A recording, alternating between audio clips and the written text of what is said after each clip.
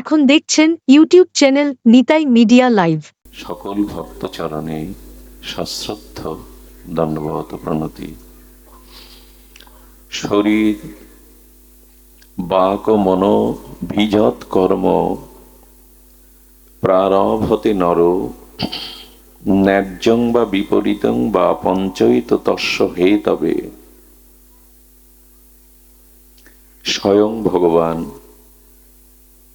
এই অলৌকিক চিন্ময় বাণীতে অষ্টাদশ অধ্যায় মোক্ষযোগে পঞ্চদশ অধ্যায়ে তিনি বলছেন,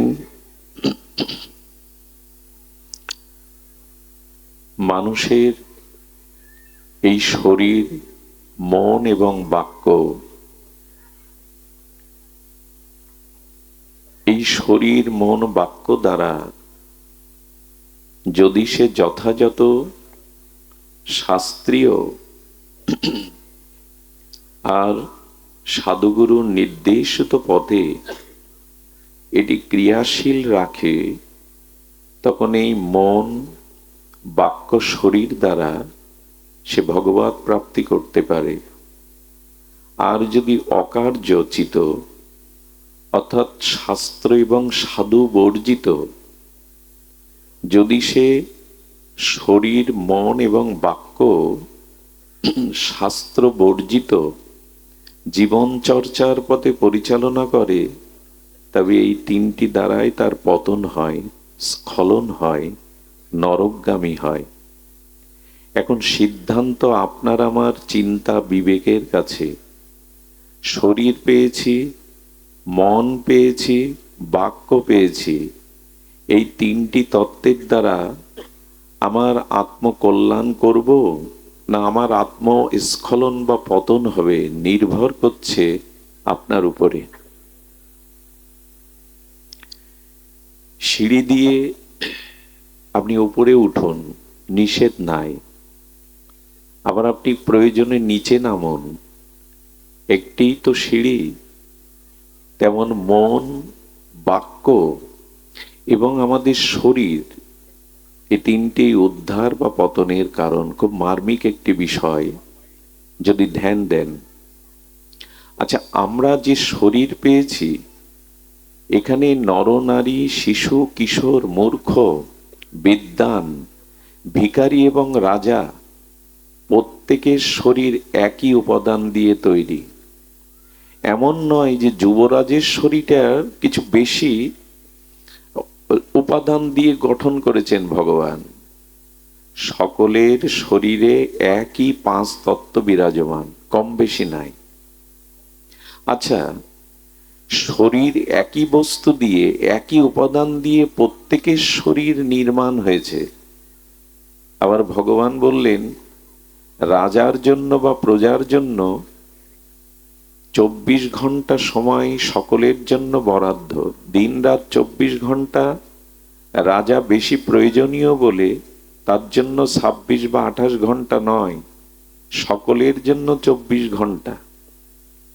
আবার সকলের জন্য সূর্য, চন্দ্র, মাটি, বায়ু, জল সমানভাবেই আমি দিয়েছি। নির্ভর করছে এই শরীর পেয়ে তুমি অকার্য অশাস্ত্রীয় কাজের দ্বারা তুমি পতন করবে নিজের, না উদ্ধার হবে।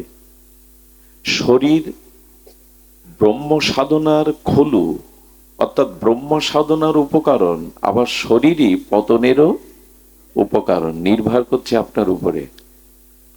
দেখবেন, একই মনুষ্য শরীর পেয়েছি, একই চন্দ্র সূর্য, একই আলো বাতাস পেয়েছি, কারো পতন হচ্ছে, কারো উদ্ধার হচ্ছে। কেন? সকলের জন্য সুযোগটা তো সমান নাকি? 24 ঘন্টা তো সকলের জন্য সমান।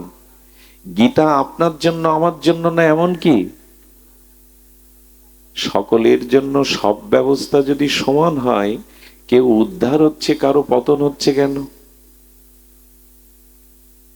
এর কারণ এই শরীর, বাক্য এবং মন আমরা অশাস্ত্রীয় কাজে যদি নিয়োগ করি, তাহলে এর দ্বারাই আমাদের পতন হবে। আর যদি শাস্ত্রীয় বা গুরু আনুগত্য নিয়ে, সাধু আনুগত্য নিয়ে এই তিনটে ক্রিয়া পরিচালনা করি, তবে আপনি দেবতাদেরও ঊর্ধ্বে উঠতে পারবেন। নির্ভর করছে আপনার চিন্তা চেতনা মনের উপরে। শরীরটাকে কাজে লাগান। এখন তো গৃহে আপনি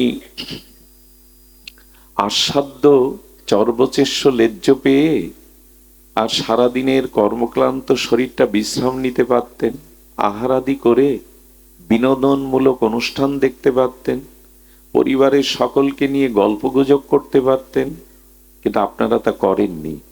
কারণ জেনেছেন একটা বৃষ্টির বিন্দু পৃথিবীতে পড়লে তার স্থায়িত্ব খুব বেশিক্ষণ থাকে না। একটি বৃষ্টির বিন্দুর মতো আমাদেরও আয়ু কখন ফোরাবে জানি না। এজন্য শরীরটাকে কাজে লাগাতে হবে, ভজনে, সাধু সঙ্গে। এই জন্য এসেছেন আপনারা। তো একই শরীর, কেউ পাশে থেকেও সে এখন জাগতিক প্রাকৃত দেহ সুখ ভোগ করছে, আর কেউ আপনারা মাটিতে বসে সাধুগুরুর চরণ ধুলি মাখছেন। নির্ভর করছে এই শরীরটাকে আপনি কি কাজে লাগাবেন। দ্বিতীয় বাকি থাকলো বাক্য। দেখুন, এই যে শব্দ, একে বলে ব্রহ্ম। শব্দ, খুব ধ্যান দিন, শব্দ ব্রহ্ম। শব্দ, আচ্ছা, একটি শব্দের দ্বারা বিধ্বংসী, লোকক্ষয়ী, রক্তক্ষয়, যুদ্ধ বাঁধতে পারে। আবার একটি শব্দের দ্বারা পৃথিবীতে যুদ্ধ থেমে গিয়ে শান্তি প্রতিষ্ঠা হতে পারে, বাক্যের দ্বারা। এদিকে ধ্যান দিন, চরণধুলি পরে নিবেন, এদিকে ধ্যান দিন। কি হয়েছে? একটি বাক্যের দ্বারা লোকক্ষয় এবং ভয়ানক যুদ্ধ সংগঠিত হতে পারে, আবার এই বাক্যের দ্বারা শান্তি প্রতিষ্ঠা হতে পারে। শব্দ ব্রহ্ম, পরম ব্রহ্মকে নিস্নাত হলে পরম ব্রহ্ম পাওয়া যায়। আবার এই শব্দ দ্বারা যদি অশাস্ত্রীয় শব্দ আপনি প্রয়োগ করেন, তাহলে এই শব্দের দ্বারাই আপনার অধঃপতন নিশ্চিত হতে পারে। কেমন জানেন?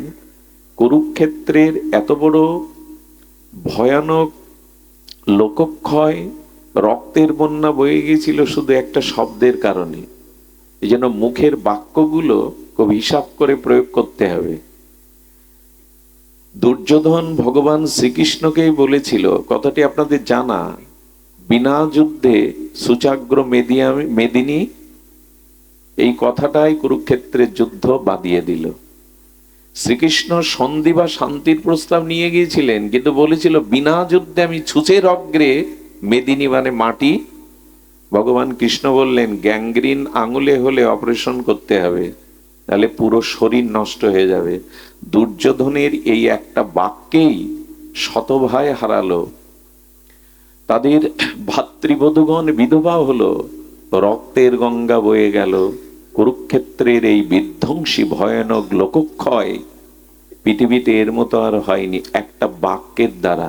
তেমনি আপনার মুখের একটা কথার দ্বারা ভক্তি চলে গিয়ে অপরাধে আপনার পতন হতে পারে, জীবন বিধ্বংসী হতে পারে।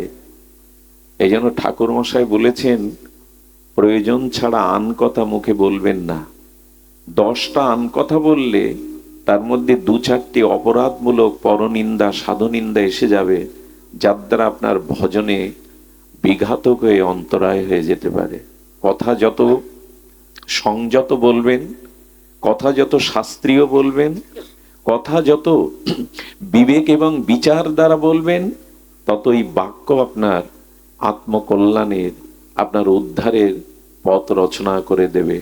আবার এই বাক্যই জগতে পতন, স্খলনের কারণ হয়ে দাঁড়াবে। নির্ভর করছে আপনার উপরে। এখানে কেন এসেছেন জানেন?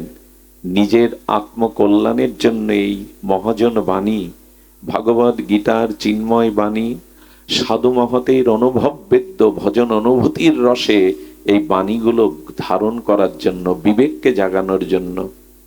একটি কথায়, মন্থরার একটি কথায় অযোধ্যাকে আগুন লাগিয়ে দিল। দশরথের মৃত্যুর কারণ হলো ভগবানকে বনবাসে যেতে হলো, কইকেয়ী সুমিত্রা কৌশল্যাকে বিধবা হতে হলো শুধু মন্থরার একটি কথায়। আমরা কি বলি কথা, হিসাব করে বলি? ঠাকুরমশাই বললেন, পারমার্থিক কথা ছাড়া যেটুকু প্রয়োজন সেটুকুই বলো। কথাই নির্ণয় করে দেয় তোমার ব্যক্তিত্ব, তোমার চলা বলা, আর যা কিছু যুদ্ধ বিগ্রহ তাই বাক্য বাণের দ্বারা। কাউকে তীর বা বান মারলে ক্ষতস্থানটা নিরাময় হয়ে যেতে পারে, কিন্তু বাক্যবান এমন একটা বান, এর ক্ষত সারা জীবনেও সারে না। লক্ষ্য করেছেন? বাক্যবান এটা এই যুদ্ধের বানের থেকে ভয়ানক। কারো গায়ে তীরের বান লাগলে নিরাময় হতে পারে, কয়েক বছর সেরে যেতে পারে, কিন্তু বাক্যবানটা সারা জীবন ক্ষত তৈরি করে। দ্রৌপদীকে অপমান করার এই স্পৃহাটা, বস্ত্রহরণের স্পৃহাটা দুর্যোধনের কবে জেগেছিল জানেন? ইন্দ্রপ্রস্থে গিয়েছিল দুর্যোধন। ভগবান শ্রীকৃষ্ণ বিশ্বকর্মার দ্বারা নির্মাণ করেছিলেন এই চিন্ময় একটি গৃহ, ইন্দ্রপ্রস্থ। ওখানে জল আছে সামনে, কিন্তু মনে হবে সমান। দুর্যোধন ওই সমান জায়গা মনে করে ওখানে হাঁটতে গিয়ে জলে পড়ে গিয়ে হাবুডুবু খেলো। দ্রৌপদী উপহাস করে একটা কথা বলেছিল, অন্ধের পুত্র তো অন্ধই হয়। দুর্যোধন মনে মনে প্রতিজ্ঞা করেছিল, সময় এলে প্রতিশোধ আমি তোমার বস্ত্র হরণের দ্বারা নেব। বাক্যকে সংযত করে বলুন, বাক্যটাকে নিয়ন্ত্রণ করে বলুন, তাহলে জীবনের কল্যাণের পথ রচনা হবে। বলছেন ভগবান, শরীর ও বাক মন অভিত। শরীর, বাক্য এবং মন, এই তিনটি যদি শাস্ত্রীয় অনুকূল্যে ব্যবহার করতে পারো, তোমার উদ্ধার নিশ্চিত, তোমার কল্যাণ নিশ্চিত। তুমি দেবতাদেরও বরেণ্য আসন পেতে পারো। কিন্তু শরীর, বাক্য, মন যদি অশাস্ত্রীয় প্রয়োগ করো জীবনে, তোমার অধঃপতন পশুদের থেকে নিচে নেমে যাবে। আমরা সতর্ক কই। শুধু এখানে আসবো, হই হুল্লোড় করে প্রসাদ পেয়ে বাড়ি যাব, কিছু নিয়ে যাব না, এমন তো নয়। আচ্ছা, ধুলাবালি মাখা শরীর আর অসুচি অপবিত্র শরীর শুদ্ধ জলে স্নানের করে কি সেই অশুদ্ধ অপবিত্রতা বোধ থাকে না, শুদ্ধ বোধ হয়? আপনি ধুলা মাটি মেখেছেন, শৌচাদি ক্রিয়া করতে গেছেন, শরীরটা অশুদ্ধ মনে হয়, ঘরে প্রবেশ করেন না। শীতল জলে যখন স্নান করলেন, তখন কি আর আগের মানুষ থাকলেন? সাধু সঙ্গ তাই।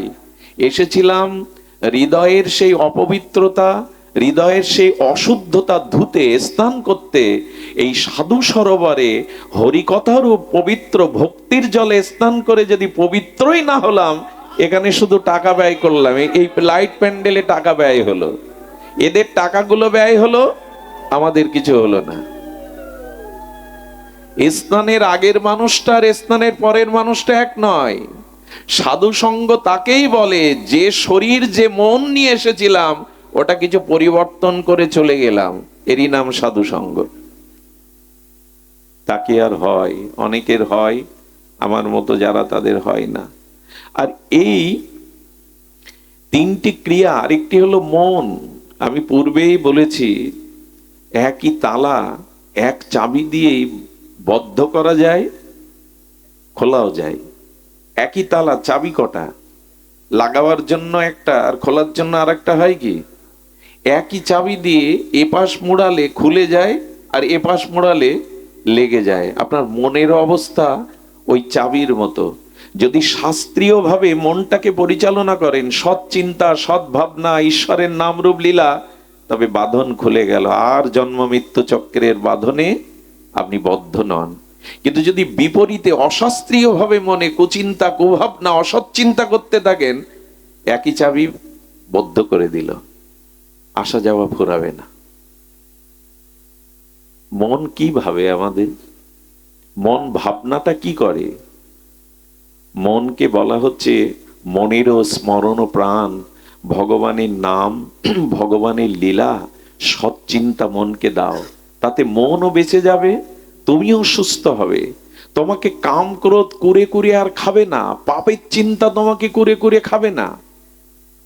মন যাদের শুদ্ধ, মন যাদের ভগবত চিন্তনে রত, এরা পাপের চিন্তা আসলে লজ্জায় মরে যায়। এই মনে পাপের ভাবনা এলো, অনুশোচনা দগ্ধীভূত হয়, এদের কাছে দাঁড়াতে পারে না পাপ চিন্তা, অসৎ চিন্তা। এই জন্য দয়া করে বাক্যকে, মনকে, শরীরকে শাস্ত্রীয় অনুশাসনে, শ্রীগুরু সাধুদের আনুগত্যে এটা সিঁড়ি করুন, যাতে মুক্তি পেতে পারেন, কল্যাণ পেতে পারেন, ভক্তি পেতে পারেন। কিন্তু এগুলি অশাস্ত্রীয় দ্বারা যেন নিচে না নামে, এই কথা বলবার জন্য ভগবান বলছেন যে দেখো, এগুলিকে নিয়ন্ত্রণ করো। আমরা যেন এটি নিয়ন্ত্রণের পথে চলি। তবে হ্যাঁ, নিয়ন্ত্রণ বললেই হবে না। আচ্ছা, লক্ষ্য করুন তো, গাছের ডালের একটা শুকনো কাঠ নদীতে পড়ে গেল, ওটা ডুববে না ভাসবে? ভাসবে, কিন্তু ডুববে। কখন ডুববে? ওই শুষ্ক কাঠটা নদীতে ভাসতে ভাসতে ওর ভিতরে জল প্রবেশ করবে, কিন্তু জল প্রবেশ করলেও কাঠ ডোবে না। নদীতে যে পলি মাটি আছে না, নদীতে যে মাটি আছে, বালি আছে, ওগুলোই জলের সাথে সাথে ওর গায়ে জড়িয়ে যাবে। যত ধুলাগুলি, পলি মাটিগুলো জমবে, ওর ভিতরে নদীর জল যত প্রবেশ করবে, তখনই আর কাঠটা অনেক কাল জোয়ার ভাটায় ভাসছিল তখন ডুবে যাবে। ঠিক তেমনি আমাদের মনটা যদি এই সংসার সাগরে ভাসতে ভাসতে কোনোদিন সাধুগুরুর এই হরিকথারূপ অমৃত রস আমাদের হৃদয়ে যেতে থাকে কর্ণ দিয়ে, আর সাধুগুরুর চরণ ধুলি যদি মাখতে থাকি, একদিন না একদিন ভগবত প্রেম সাগরে ডুবে যাবই যাব। ডোবা সম্ভব, ডুবে যাওয়া সম্ভব। শুকনো কাঠটাতে জল প্রবেশ করান, আর ধুলা পলিমাটিগুলোর গায়ে লাগতে দিন, একদিনও ডুবে যাবে। সাধুগুরুর চরণ ধুলিতে এবং এই ভক্তি প্রবাহমান হরিকথার পূর্ণ বাড়ি যদি অন্তরে প্রবেশ করে হৃদয়ে, তবে জানলেন ডুবলেন প্রেম সাগরে, আর ভাসতে হবে না। এই জন্ম মৃত্যু কর্মফলে আপনাকে আর ভাসতে হবে না। কিন্তু যদি জল মানে ভক্তির, আমি গতকাল বলছিলাম এই প্রসঙ্গটি, যেখানে ভাগবত পাঠ হয় ওখানে গঙ্গা, সরস্বতী, নর্মদা, কাবেরী, কৃষ্ণবেন্না, এসব পবিত্র নদীগুলো আসে। বলবেন আমাদের পাগল পেয়েছো, নদী আসলে এখানে তো আমরা বসতে পারতাম না। বলে নদীর দুটি রূপ, যেমন জল বরফ হয়ে যায়, জলের কি আকার আছে চার কোনা, কিন্তু বরফের রং বা আকার আছে। আবার বরফটা গলে গেলে জল হয়। তেমন গঙ্গার একটা দেবী মূর্তি আছে, আর গঙ্গার বিগলিত রসধারা হলো এই গঙ্গা। বুঝতে পারছেন?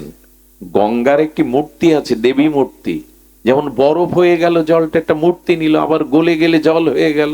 যেমন রাধাকুণ্ড, শ্রী শ্রী রাধাকুণ্ড, রাধারানী, রাধারানীর রসবিগলিত রসধারা হলো রাধাকুণ্ড, আর রাধারানীর একটা প্রেমময় মূর্তি আছে। ওরা মূর্তি ধরে এখানে আছে। গঙ্গা, যমুনা, কাবেরী, কৃষ্ণবেন্না আসে কেন? ভাগবতে এরা আসে কেন? আসে কেন জানেন? আসে আমাদের পবিত্র করতে না, ওরা নিজে পবিত্র হতে। ওরা নিজে পবিত্র হতে আসে।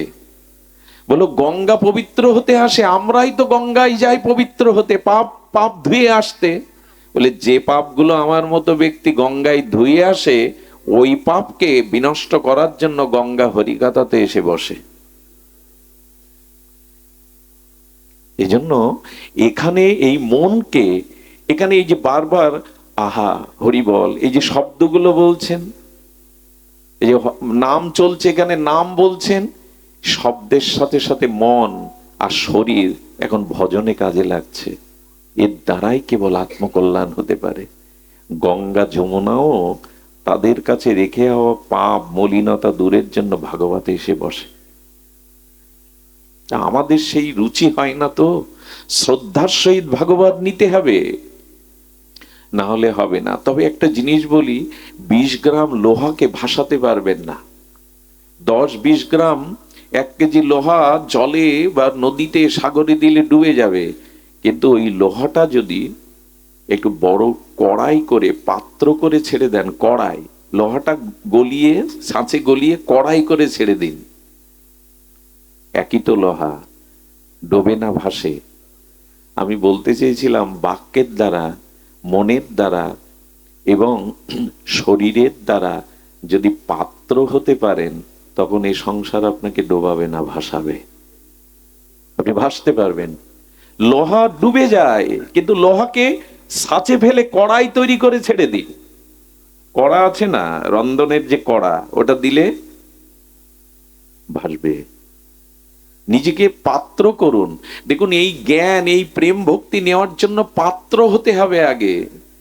কেমন জানেন, বৃষ্টির বিন্দু জলধারা হয়ে পড়ছে, সেই বৃষ্টির ফোঁটাটা, বৃষ্টির জলধারাটা কোনো মলিন মাটির উপরে, দূষিত নর্দমার উপরে পড়লো, বৃষ্টির জল কি শুদ্ধ দেখাবে বা থাকবে? থাকবে কি? কিন্তু সরোবরে পদ্ম পাতার উপরে যদি বৃষ্টির জলবিন্দু পড়ে, কি হয়? জল যতটা শুদ্ধ তার থেকে মুক্তার মতো চকমক করে। অথচ একই জল পাশে যদি কোনো মাটিতে পড়ে, দূষিত জলে পড়ে, ওটার পবিত্রতা থাকবে না। এটা বৃষ্টির জলের পক্ষপাতিত্ব নয়, পাত্রের পক্ষপাতিত্ব। সেই মন ও বাক্য শরীর পাত্র করেছি তো, যে এখানে এই ভগবানের বাণীগুলো হীরার মতো জল জল করবে। এজন্য পাত্র হতে হবে। 100 মণ লোহা ভেসে যেতে পারে যদি কাঠের সাথে নৌকা করে ছেড়ে দেন, তখন আর লোহা ডুববে না। তা যারা সাধু সঙ্গ, ভগবানের নাম রূপ লীলার সাথে যুক্ত হয়েছে, তারা ডুববে না, বরঞ্চ ওই লোহা তখন ওপারে নিয়ে যাবে। ও তো ভাসবে আর আপনাকেও ভাসিয়ে ওপারে নিয়ে যাবে। এই জন্য প্রয়োজন হলো আপনাকে তৈরি হতে হবে, পাত্র হতে হবে। এই পাত্রটা যতদিন না হতে পারছি, ততদিন এই আসা যাওয়া সার্থক হবে না, সাধু সঙ্গ হরি কথা সার্থক হবে না। পাত্র হতে হবে। কি করে হবেন? এই কথাটা লিখে নিন। যারা যেখানে দাঁড়িয়ে বসে আছেন, করুণা করে, দয়া করে হাত জোড় করে বলছি, কথাটা লিখে নিন। কেমন জানেন কেমন করে পাত্র হবেন? আমি বহু আগেও কথাটা বলেছি। এক রিক্সাওয়ালা না, এক সৌম্য সুদর্শন এক মহাপুরুষকে প্রশ্ন করছে, আপনি তো মহাপুরুষ, পৃথিবীতে সব থেকে বড় কি? মহাপুরুষ উত্তর দিচ্ছেন, তোমার প্রশ্নের মধ্যে ওই বড়টা আছে, পৃথিবী সব থেকে বড়। আমাদের সামনে সব থেকে বড় কি? পৃথিবীটাই তো। তখন রিক্সাওয়ালা আবার প্রশ্ন করছেন, পৃথিবীর থেকে বড় কিছু আছে কি? বলে হ্যাঁ আছে। বলে কে? বলে পৃথিবীকে যে ধারণ করেছে সে পৃথিবীর থেকে বড়। বলে পৃথিবীকে কে ধারণ করেছে? বলো চতুর্ভুজের মূল সংকর্ষণ অংশের অংশ কলা, কলাংশু অংশাশু অনন্ত শেষ নাগ পৃথিবীকে ধারণ করে আছে। বেদে কি বলছেন? ভাগবতে অনন্ত নাগ পৃথিবীটাকে, যে যাকে ধারণ করে সেই তো বড়। তো পৃথিবীকে ধারণ করে আছে অনন্ত শেষ নাগ। আবার রিক্সাওয়ালার প্রশ্ন, শেষ নাগের থেকে কেউ বড় আছে? বলো আছে, শেষ নাগকে যে ধারণ করেছে সেই বড়। যে যাকে ধারণ করে, বলে শেষ নাগকে কে ধারণ করেছেন? বলে ভগবান ঝুটঝুটি শঙ্কর। ভগবানের শিবের গলায় শেষ নাগ ধারণ হয়ে আছে। বলে শিব বড়।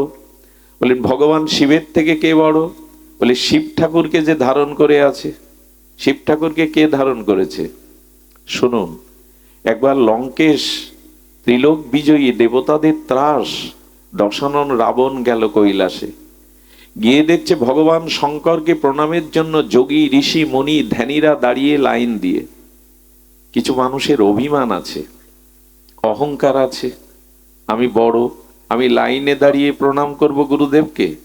ও করেছে কি, রাবণ কৈলাস সহ হাত করে উঁচু করে ধরেছে, কৈলাস সহ। শিব ঠাকুর দুলছে, হাতে তুললে কি হবে, কৈলাসটা টালমাটাল অবস্থা। মা পার্বতীকে বলছে কৈলাসে তো ভূমিকম্প হওয়ার কথা না। বলে ভূমিকম্প হয়নি, আর আপনার এক চেলা প্রণাম না করতে পেরে লাইনে দাঁড়িয়ে এসে কৈলাসকেই তুলে ধরেছে হাতের উপরে। রাবণ এত শক্তিশালী ছিল। আর রাবণকে ডেকে ভগবান শিব বললেন, তোমাকে আর আসতে হবে না প্রণাম করতে, প্রণাম নিতে আমি তোমার লঙ্কায় যাব প্রতিদিন। এবার প্রতিদিন ভূমিকম্প আর তুলে ধরবে। বলছে রাবণের থেকে বড় কে? রিকশাওয়ালার আবার প্রশ্ন, রাবণের থেকে কে বড়? বললো রাবণকে যে বিনাশ করেছে সেই রামই বড়, ভগবানই বড়। এবার রিকশাওয়ালার চোখ বড় বড় হয়ে গেছে, ভগবানের থেকে বড় কি কিছু আছে? সাধু মৃদু হেসে বললেন, ভগবানকে যে ধারণ করেছে সে ভগবানের থেকেও বড়। কে ধারণ করেছে? ওই দেখো হনুমানের দিকে, বুকের মধ্যে হৃদয়ের মধ্যে সে জানকী বল্লভকে ধারণ করেছে। ভগবানকে যে ধারণ করে সেই বড়, ভগবানকে যে ধারণ করে সেই বড়। রিকশাওয়ালা অবাক হয়ে বলছে, ও তাহলে ভগবানের থেকে ভক্ত বড়? বলো তাই তো শাস্ত্র বলে, হৃদয়ে তো ভক্তই ভগবানকে ধারণ করে রাখে। এখন আপনাদের ওই যে কথাটা লিখে নিতে বলছি সেই কথাটা হলো এই, একবার রামদাস বাবাজি মহারাজ কীর্তন করছিলেন বাঁকুড়াতে। রামদাস বাবাজি মহারাজের কীর্তন যারা শুনেছে তাদের প্রেম হয়ে গেছে, ভক্তির গঙ্গা বয়ে যেত। তো রামদাস বাবাজি মহারাজের কীর্তনের পরে কীর্তন শুনতে আমন্ত্রিত হয়ে এসেছিলেন ব্রহ্মজ্ঞ ঋষি, কে জানেন? জয় দয়াল গোয়েন্দাকা, গীতা প্রেজের সত্ত্বাধিকারী ছিলেন এই ব্রহ্মজ্ঞ লীন মহাপুরুষ। বাবাজি মহারাজকে বলছেন, এটা প্রশ্ন করছেন, कैसे झूठ मिलेगा প্রেম? হিন্দুস্তানি তো বলছেন, খুব তাড়াতাড়ি প্রেম ভক্তি কি করে মেলে বলো। প্রশ্নটা আবার বলি, ঝুট कैसे প্রেম মিলেগা? ঝুট মানে খুব দ্রুত, প্রেম ভক্তি কি করে মেলে বলো। রামদাস বাবাজি মহারাজ উত্তর দিচ্ছেন, আহা কি মর্মস্পর্শী উত্তর। উনি বললেন, আপনি গীতাশ্রয়ী, গীতায় আপনার প্রাণ, উপনিষদ বেদ ভাগবত আপনার প্রাণ, তবে গীতার বাণী জীবনে চরিতার্থ করে ভগবান পাওয়া যাবে তা বিলম্ব হবে, ঝট করে পাওয়া যাবে না। ওই জন্য তো প্রশ্ন করছি, খুব তাড়াতাড়ি কি করে প্রেম ভক্তি পাওয়া যাবে। বাবাজি মহারাজ চোখ বন্ধ করলেন, হৃদয়ের অনুভূতিটা জাগিয়ে বললেন, যে পেয়েছে তাকে ধরলেই তাড়াতাড়ি পাওয়া যাবে, যে তাকে পেয়েছে তাকে ধরো। আহা কি বিস্ময়কর কথা।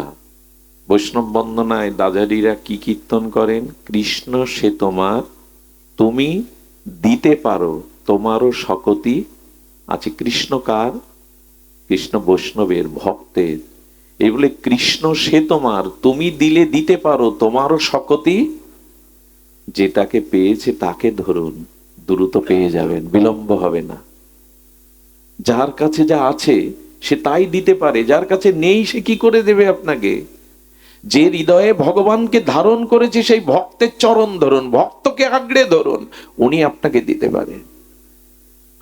প্রধানমন্ত্রীর একান্ত সচিব যিনি, তার সাথে যদি পরিচয় থাকে, আত্মীয়তা থাকে, প্রধানমন্ত্রীর সাথে দেখা করা খুব কঠিন হবে না। তেমনি ভগবানের একান্ত প্রিয় ভক্তকে ধরুন, খুব দ্রুত ভগবান পাওয়ার এই হলো উপায়, এটাই হলো উপায়। কারণ ভগবান কি বলেছেন জানেন? ভগবান বলছেন, অহং ভক্ত পরাধীন অস্বতন্ত্র ইব দ্বিজ।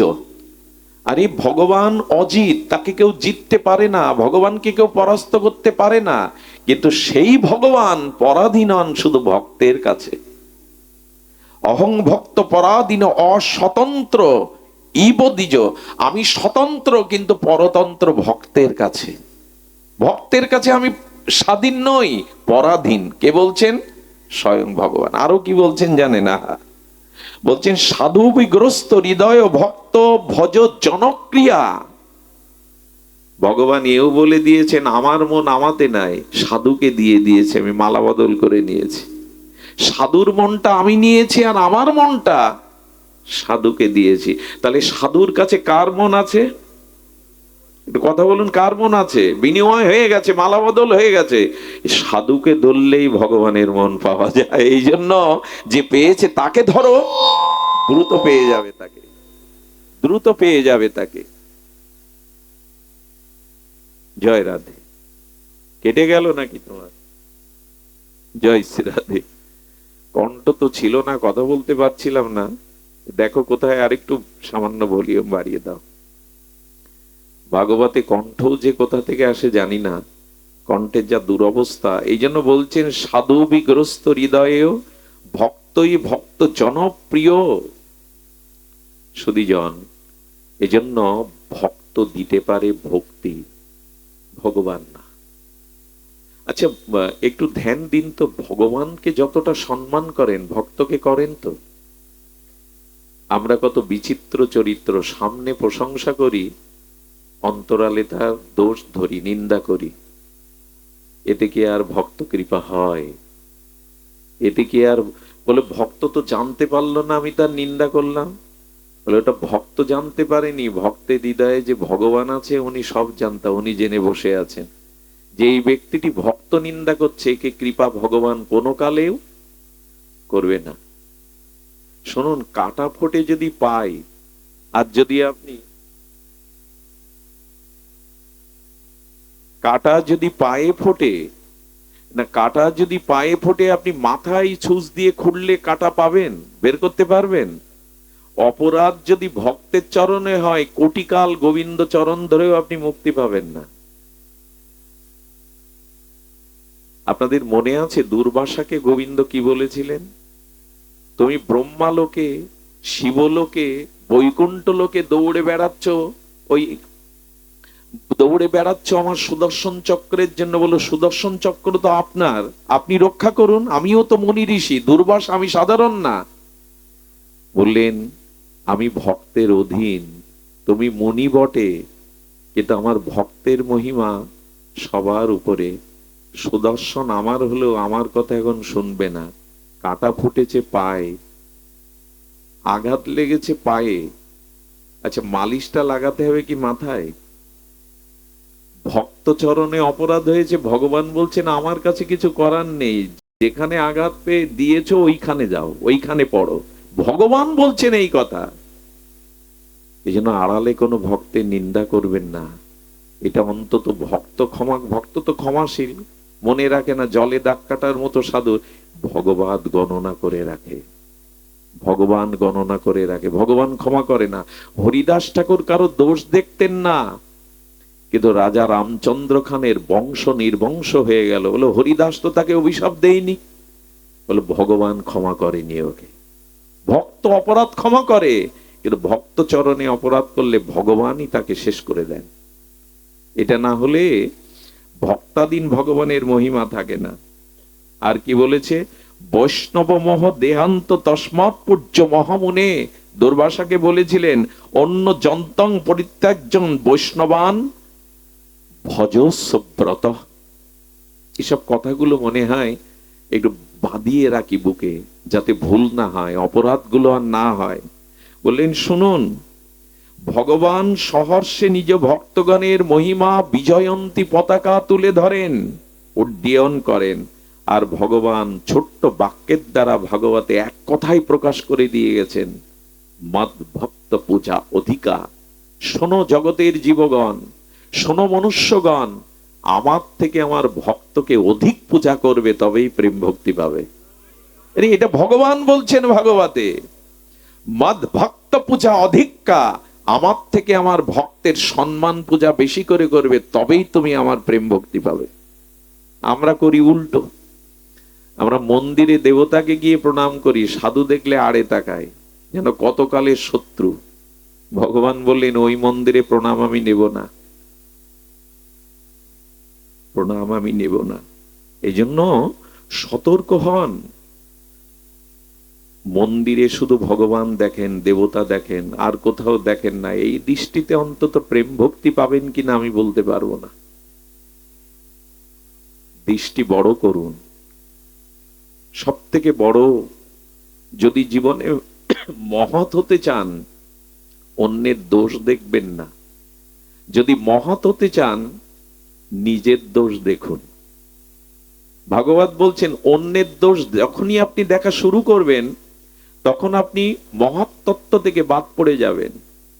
সাধকরা নিজের দোষ দেখে, অন্যকে নির্দোষ দেখে, এই জন্য তারা সাধক। আর সবার মধ্যে দোষ না দেখে সবার মধ্যে ভগবান দেখেন, এরা মহাত্মা। এরা কুকুরের মধ্যেও ভগবান দেখে, যে ওর মধ্যেও ভগবান আছে।